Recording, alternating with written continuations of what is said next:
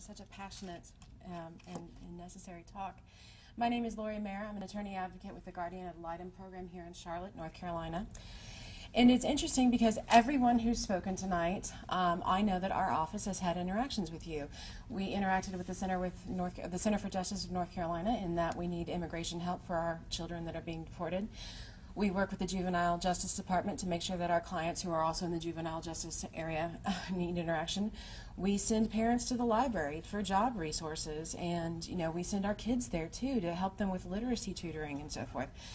It's not just one program that can take a hit. It's if you cut out, I'm afraid that whatever fabric we have holding up the weakest of the weak, abused and neglected children, their families, people that are suffering from profound poverty and job loss, that our society is going to become, something out of Steinbeck and Grapes of Wrath. In terms of ideas, concerns, and issues, just to give you statistics, our office has over 890 children in our system.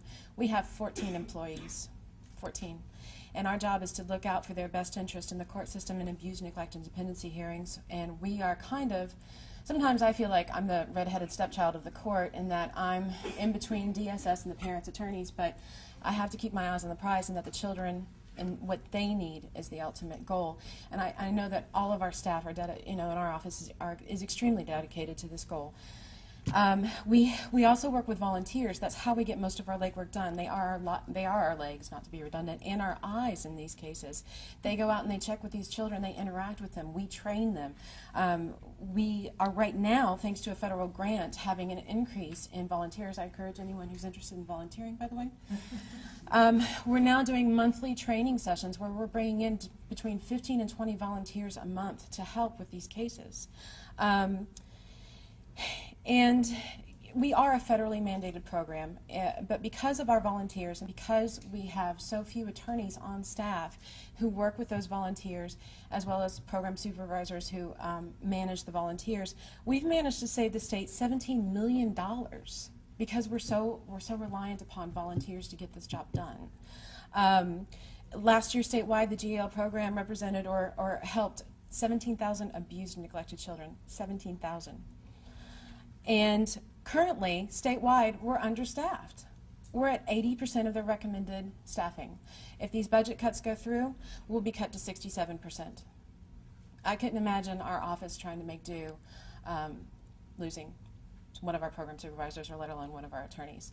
And it is my job on the line, but I'd walk away tomorrow if I knew that someone would fill in the gap. It's not about me. It's about what it would do to my coworkers and what it would ultimately do to the children. And in my mind, I guess I have the long-term view.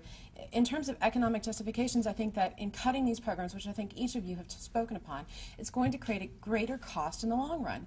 Foster care is not cheap. The government pays for it.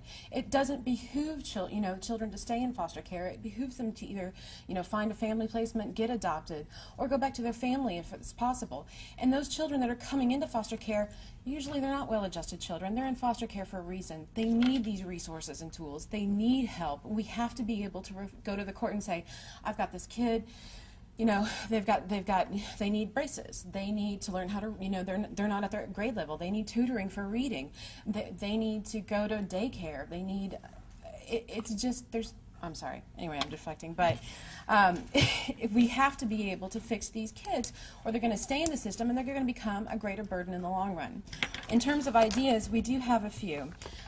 Since we are mainly funded through the Administrative Office of the Courts, we would like to look to the courts to raise money. Increase the divorce fee to $100. I know the divorce rate's going down now because no one has enough money to leave their significant other, but we can still increase the divorce. And as we are in the South and we love matrimony and people to stay married, maybe that $100 fine could help people stay together and work it out. We would increase the foreclosure fee to $150. The banks are getting bailed out. I'm sure they can kick in another $140 for every piece of property that they're taking back. We would also encourage safe roads fee and DWI fees, as well as an increase in excessive speed fees. I mean, these are inherently dangerous activities. If someone can afford to drink and drive, if someone can buy a beer and own a car, they can afford to pay for their mistakes.